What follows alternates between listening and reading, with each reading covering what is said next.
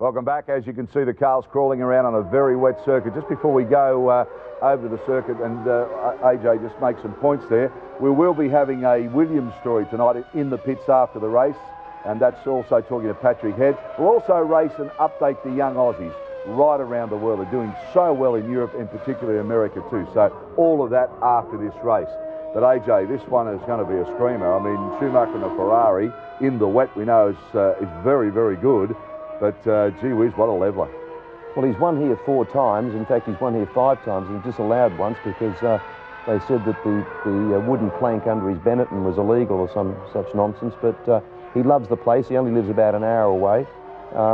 Michael Schumacher in a Ferrari in the wet is probably worth a second above anybody else. Well, let's not go. I mean, the McLarens have been absolutely sensational this year, and they're both driving so well. Well, absolutely. And the Bridgestones, I think, are a better tyre in the wet. There's no doubt about that. But, you know, weather conditions can change here. I mean, we've even got a bit of fog, you know, but they can. I mean, 5 or 10 laps into this race, you could see a dry line emerge very, very quickly. And to me, that makes it interesting then because you'll start to see unscheduled pit stops for tyres and so forth. So that brings a real interest into the race. Big rap on Damon Hill, isn't it? I mean, that's been a tremendous effort. Well, I think it's a rap on him and it's a rap on Jordan and Peugeot. I think they've finally started to get their act together. Probably a little bit too late for everyone's satisfaction, but it's great to see Damon up there in a car that's allowing him to be up the pointy end of the field. I mentioned very briefly before, this is Ferrari's 600th Grand Prix. I mean, that's an amazing record, isn't it? Sure is. From day one, they've been there. Yep.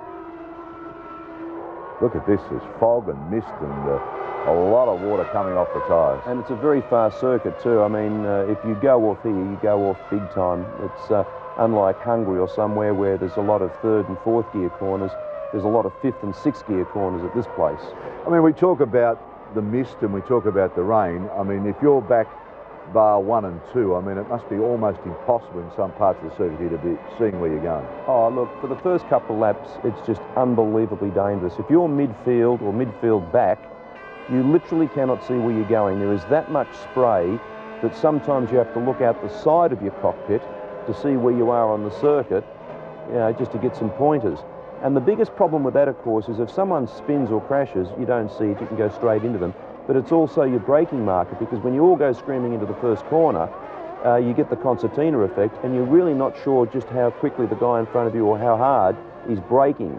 So it's very, very, you know, it's very easy to run up the back of somebody. And there's absolutely nothing you can do, is there? No, nothing.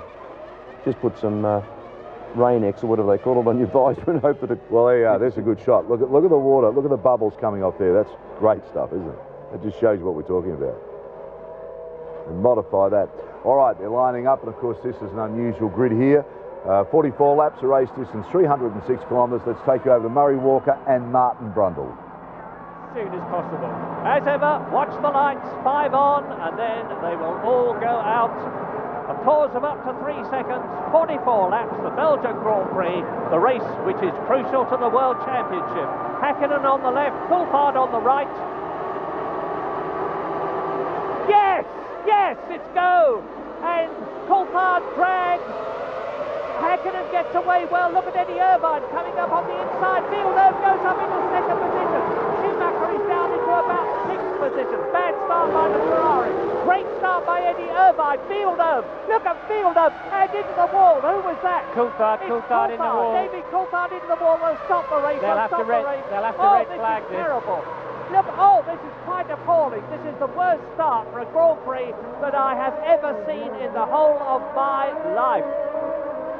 Total carnage.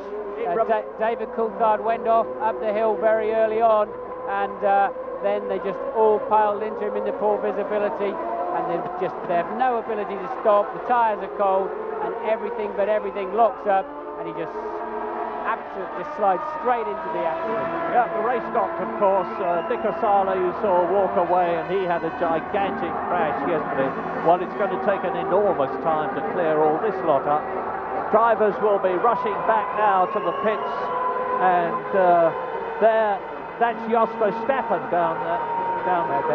Barrichello, I apologise. Well, running back, there's Mika Salo in the black overalls, and getting his steering wheel off there was Esteban Tuero.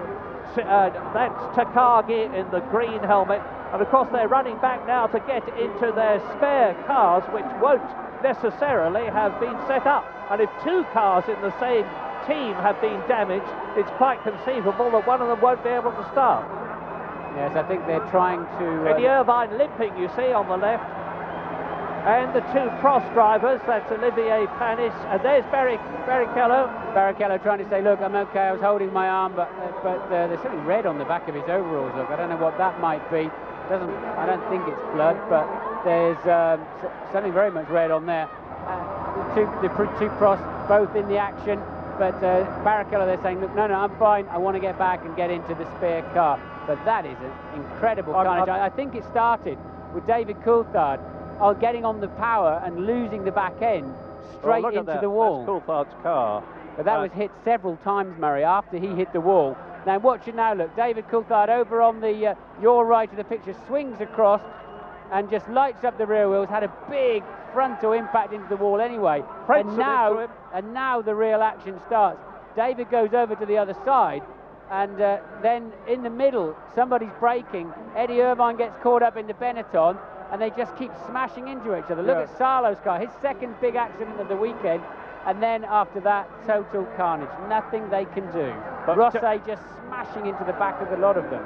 Big accident. Damon Hill got through all that lot all right. You see there is Tuero in the background. The problem is, of course, when you're going at that speed on a slippery track and you've got no traction at all. And